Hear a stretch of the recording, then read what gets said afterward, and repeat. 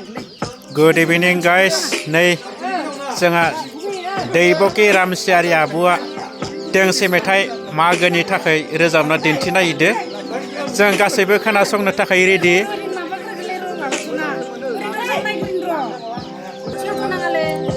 नै जोंहा दैबकि रामसियारि आब'आ दोंसे मेथाइ रोजाबनो थाखाय मागो दाननि खाना जानायाव रोजाबनो नागिरदों।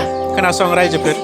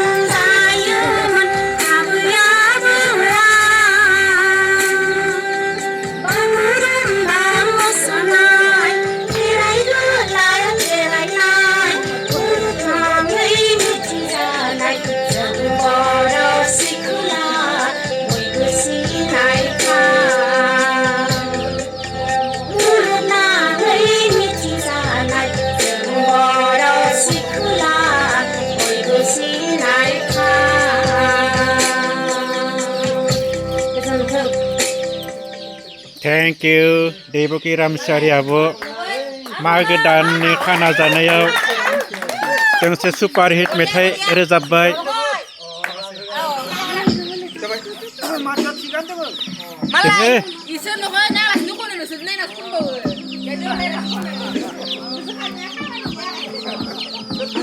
Thank you.